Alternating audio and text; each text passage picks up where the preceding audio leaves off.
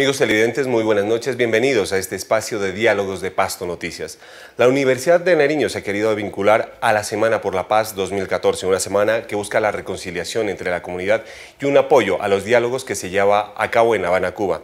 Mis invitados del día de hoy es la doctora Luz Angélica Chamorro, ella es la subdirectora de la Unidad de Atención y Reparación a Víctimas, y Jesús Arciniegas, quien es el coordinador y director de Fundepaz. Bienvenidos a Diálogos de Pasto Noticias. Buenas noches, gracias por la invitación. Bueno, doctora Luz Angélica, entrando en materia, ¿cómo está el tema de las víctimas, estas víctimas que hacen gestas por la paz, y en esta Semana por la Paz sería bueno hablar de ellas?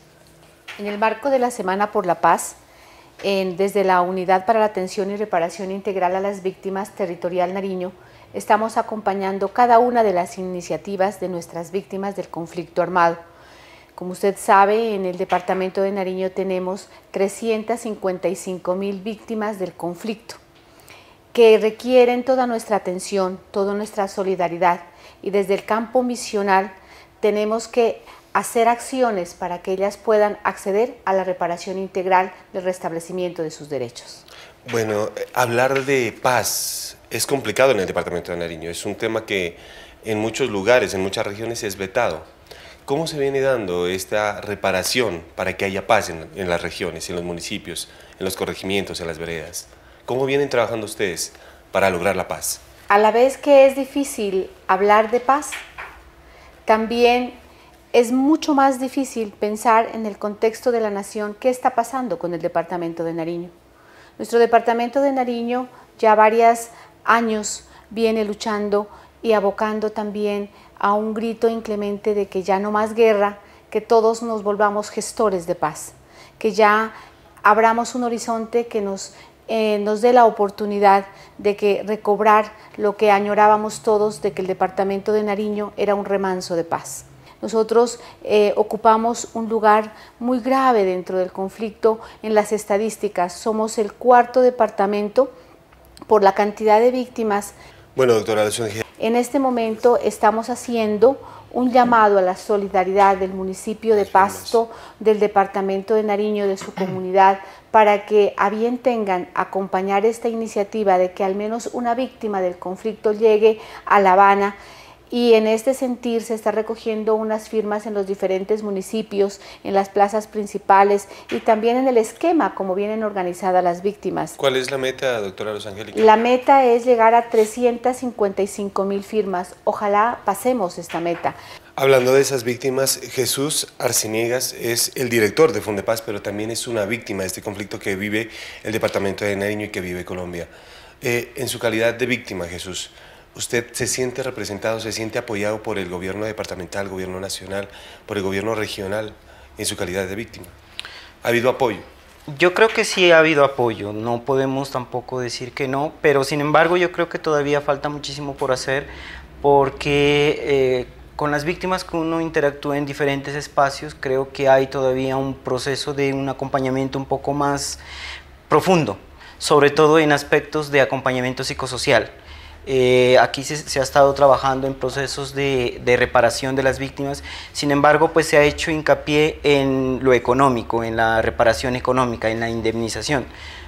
Hay que tener en cuenta que la reparación son 5 aspectos y uno de los aspectos más importantes es precisamente el de brindarles un acompañamiento psicosocial a las víctimas, porque no todas las víctimas son iguales. Hay unas víctimas por sus hechos que han sufrido, tienen hay personas desplazadas, exactamente, personas asesinadas, y que tienen que tener un manejo diferente, tienen un enfoque diferencial por victimización. Por ejemplo, en el caso de las víctimas de desaparición forzada, nosotros vemos que todavía les hace falta mucho acompañamiento psicosocial, porque ellas no son capaces todavía de asumir esa victimización de la cual... ¿Hay víctimas olvidadas?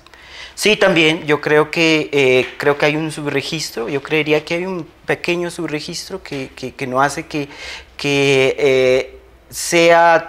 haya una cobertura del 100% de las víctimas. Más sin embargo, pues es importante también tener en cuenta que tanto el gobierno departamental como la unidad de víctimas aquí en el departamento de Nariño se han puesto en los zapatos de las víctimas y están haciendo lo que en sus posibilidades a bien tienen. también tenemos que tener en cuenta que son políticas nacionales y que no todo está en las manos de ellos, sino que también vienen del orden central. Bueno, por parte de las víctimas y por parte de la Unidad de Atención y Reparación a Víctimas, se está gestando, usted nos estaba contando, doctora Luz Angélica, que se está trabajando en la recolección de firmas. El día de ayer participó en el segundo encuentro de las FARC, Gobierno Nacional y Víctimas, Gabriel Bisbicús, un personaje que es de una población indígena que ha sufrido mucho la violencia en el departamento de Nariño, como en la población Agua. ¿Ustedes se sienten representados por este personaje en La Habana? Pues nosotros nos sentimos parcialmente representados. Yo tampoco podría decir que no nos sentimos representados porque él representa una población de víctimas que ha sido afectada gravemente aquí en el departamento de Nariño. Más sin embargo, creo que la escogencia que hicieron de don Gabriel es a nivel de enfoque étnico. A nivel nacional se iba a escoger por enfoque étnico lo que tiene que ver con indígenas, afros, y él salió beneficiado. Sin embargo, pues las víctimas con las cuales nosotros hemos venido trabajando y con las cuales hemos venido interactuando, no hemos tenido la posibilidad o no hemos tenido como ese espacio de compartir con los compañeros por ejemplo, de UNIPA, con los compañeros Agua, para que lleven también no solamente sus reivindicaciones como pueblo indígena, sino también el sentir y el pensar de toda la población de víctimas en el departamento de Nariño. Doctora Luz Angélica, ¿cuál puede ser esa propuesta diferente de las víctimas del departamento de Nariño que apoyen al proceso de paz en La Habana? Esa propuesta tiene que estar acompañada también con una gran voluntad, tanto de los grupos al margen de la ley en este tema puntual, las FARC, y de igual forma también del Gobierno Nacional en programas, proyectos y también dando la oportunidad de la descentralización de los recursos para que las víctimas logren el restablecimiento y el goce efectivo de sus derechos. Doctora Luz Angélica, usted por parte de la institucionalidad se está hablando de la reconciliación. ¿Qué tan preparado está el Gobierno Nacional y las entidades públicas para esa reconciliación con estos grupos armados al margen de la ley? En el foro tuvimos la participación de Monseñor Correa, obispo de Ipiales, y él hablaba del perdón individual, del perdón como seres humanos. ¿Hasta dónde nosotros, como personas, estamos preparados para ese perdón? Y ese perdón tiene que estar abordado de una inmensa generosidad espiritual que le permita tanto a la persona liberarse de tanto dolor como también de recobrar ese perdón permanente de conciencia para que no se vuelva después una contravía. A mí me inquieta esa misma pregunta para ustedes víctimas. Sabemos que de pronto en el Estado o por parte del Estado hay la formación y las herramientas para pensar en una paz duradera a través de la reconciliación. Por parte de las personas, de los campesinos que han sufrido el dolor, de las personas que saben que por culpa de un arma pierden a su familiar, pierden a su padre, pierden a su esposo, ¿hay esa reconciliación de corazón? ¿Hay la posibilidad de pensar en eso? Yo creería que aquí debemos partir por hacer un análisis en el proceso de reconciliación en dos esferas. Como lo comentaba la doctora, hay una esfera personal, pero también hay una esfera de como sociedad o como grupo de víctimas, digámoslo así. Yo creo que en la esfera personal eso ya es un poco más, se lo dejamos, digámoslo así, a la voluntad de la persona. Uno de pronto es capaz de perdonar.